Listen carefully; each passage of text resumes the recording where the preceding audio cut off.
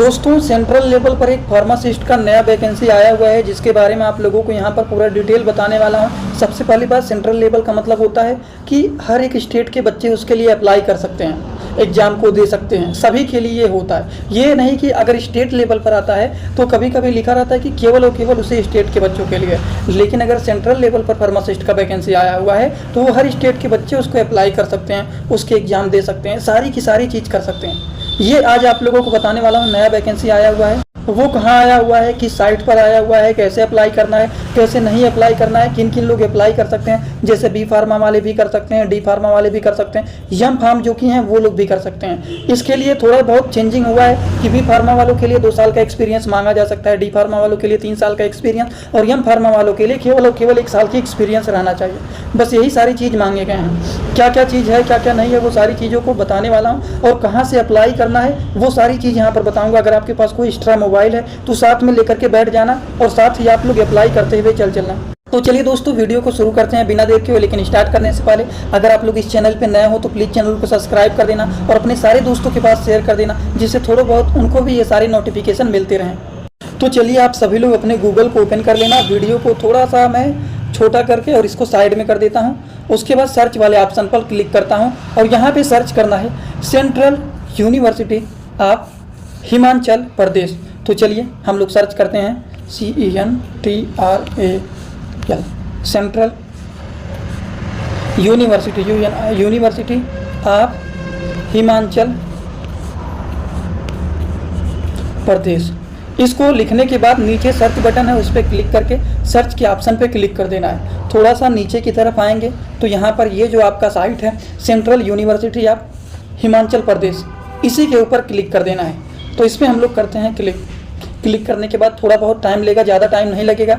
उसके बाद ये साइट आपका ओपन हो जाएगा जो कि है सेंट्रल यूनिवर्सिटी ऑफ हिमाचल प्रदेश। यहाँ पर आया हुआ है एक सेंट्रल लेवल पर हिमाचल प्रदेश में जो कि वैकेंसी फार्मासिस्ट का, और भी बहुत सारे पोस्ट निकले हुए हैं। ये नहीं कि केवल फार्मासिस्ट का ही आया हुआ है। इसके लिए आप देखेंगे तो यहाँ पर होम पेज है, अबाउट अस है, गवर्नेंस है, एकेडमिक्स है, स्टूडेंट कोरियर्स है, फैसिलिटी है, रिसर्च एंड डेवलपमेंट है, IQAC है, नोटिफिकेशन है, एडमिशन है।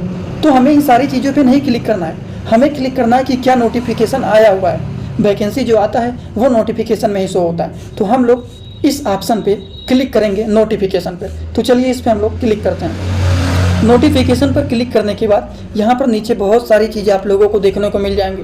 Career, job opportunity, research fellow, associate, tender notice, sport event. तो आप लोगों को यहाँ पर किस पे क्लिक करना है? यहाँ पर हम लोगों को क्लिक करना है कैरियर जॉब अपॉर्चुनिटीज़ पे। तो चलिए इस पे हम लोग करते हैं क्लिक करने के बाद थोड़ा सा टाइमिंग लेगा। उसके बाद ये साइट ओपन हो जाएगा। जैसा आपका नेट होगा उसी हिसाब से थोड़ा बहुत टाइम लगेगा, ज़्यादा टाइम नहीं लगेगा। उसके बाद ये ओपन हो जाएगा। थोड़ा सा यहाँ पे पहुँचने के लिए 2-3 स्टेप आगे बढ़ना पड़ेगा, तब जा करके ये ओपन होगा। थोड़ा सा टाइमिंग ले रहा है, नेटवर्क इशू होगा शायद, नहीं तो ये तुरंत ओपन हो जाता है। अगर आपका नेटवर्क सही रहेगा तुरंत ओपन हो जाएगा, ज़्यादा इसमें टाइमिंग नहीं लगता है।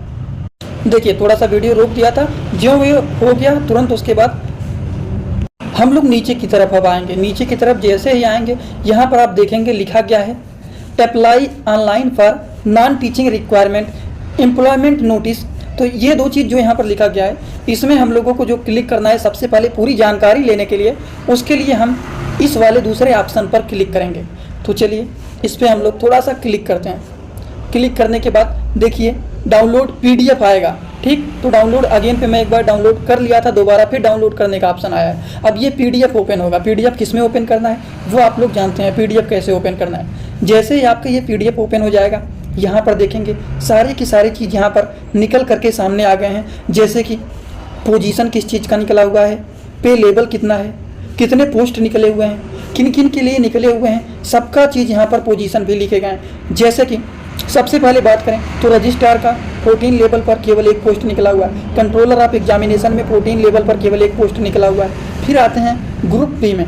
ग्रुप बी में आने के बाद बी में ग्रुप ए है, ठीक। यहाँ पर देखिए डिप्टी रजिस्ट्रार लेवल 12 पे 1 पोस्ट निकला हुआ है। मेडिकल ऑफिसर में लेवल 10 पर 1 पोस्ट निकला हुआ है। मेडिकल ऑफिसर में फीमेल में 10 लेवल पर केवल 1 पोस्ट निकला हुआ है। फिर ग्रुप बी में आते हैं, सी वाले में ग्रुप बी पोस्ट पे आते हैं। प्राइवेट सेक्रेटरी का लेवल 7 पर 2 पोस्ट निकला हुआ है। प्राइवेट सेक्रेटरी में लेवल 7 पर 3 पोस्ट निकला हुआ है। पर्सनल असिस्टेंट में लेवल 6 पे 3 पोस्ट निकला हुआ है। ये सारी बात बता रहा हूँ जिससे आपको पता रहना चाहिए कि इसमें क्या क्या पोस्ट निकले हुए हैं। जैसे कि देखिए कुक का पोस्ट निकला हुआ है, किचन अटेंडेंट का पोस्ट निकला हुआ है, लेबोरेटरी असिस्टेंट का पोस्ट निकला हुआ है, लाइब्रेरी का पोस्ट निकला हुआ है, मल्टीटास्क का निकला हुआ है, उसके बाद असिस्टेंट का निकला हुआ है, लोअर डिवीजन क्लर्क का निकला हुआ है, और नीचे आता है अपना फार्मासिस्ट का पोस्ट आया हुआ है, जो कि लेवल 5 पर केवल और केवल एक पोस्ट निकला हुआ है, वो भी सेंट्रल लेवल पर, जिसके लिए सारे स्टेट के बच्चे इसको फिल कर सकते हैं और इसको अप्लाई कर सकते हैं। लेकिन एक बात का ध्यान रखना है आप लोगों को,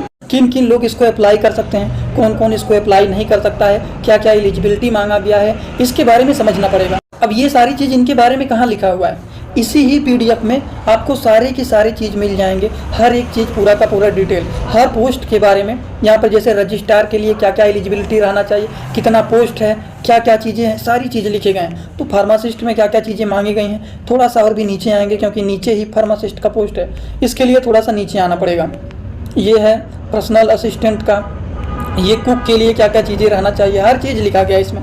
कोई ऐसा नहीं है कि देखिए किचन के लिए क्या क्या चीज़ इसमें मांगा गया है, ऐसे ही लेबोरेटरी असिस्टेंट के लिए क्या क्या एलिजिबिलिटी मांगा गया है, ठीक। और भी नीचे आएंगे, मल्टीटास्किंग स्टाफ के लिए क्या क्या एलिजिबिलिटी मांगा गया है। उसके बाद देखिए स्टैटिकल असिस्टेंट के लिए क्या मांगा गया है, ठीक। लोअर डिवीजन क्लर्क के लिए क्या मांगा गया। आता है अपना नीचे फार्मासिस्ट का। फार्मासिस्ट के बारे में बात करें, पोस्ट बहुत ही कम है, ये तो बात है, पोस्ट कम है। नेम ऑफ पोस्ट का नाम क्या है, फार्मासिस्ट है। नंबर ऑफ पोस्ट कितना है, केवल और केवल एक है, बहुत ही कम सीट है। क्लासिफिकेशन की बात करें तो ग्रुप C का ये है, ठीक। लेवल 5 का ये है। अगर हम बात करें एज लिमिट कम से कम कितना रहना चाहिए, तो 18 से ऊपर 32 से कम से कम 32 साल तक इसका एज लिमिट होता है। 32 साल से ज़्यादा रहेंगे तब वो लोग अप्लाई नहीं कर सकते हैं। अब आते हैं क्लासिफिकेशन के बारे में थोड़ा सा जानकारी लेने के लिए। जैसे कि अब इसको साइड में कर देता हूँ इस तरफ, क्योंकि सारी चीज़ें यहाँ पर लिखे गए हैं। देखिए इसेंशियल क्वालिफिकेशन में 10+2 साइंस स्ट्रीम से रहना चाहिए, बोर्ड ऑफ यूनिवर्सिटी से। ये minimum 2 year diploma in pharmacy. जो डी फार्मा वाले हैं उनको minimum 3 year experience as a compounder pharmacist. जो डी फार्मा है उनको 3 साल का एक्सपीरियंस मांगा गया है। और नीचे आते हैं, यहाँ पर क्या लिखा गया, minimum 4 year of bachelor degree pharmacy. अब 4 साल का बैचलर डिग्री फार्मेसी में क्या होता है, वो होता है बी फार्मा। तो जो लोग बी फार्मा किए हैं उनको 2 ईयर एक्सपीरियंस मांगा गया है as a compounder pharmacist in the reputed dispensary और हॉस्पिटल।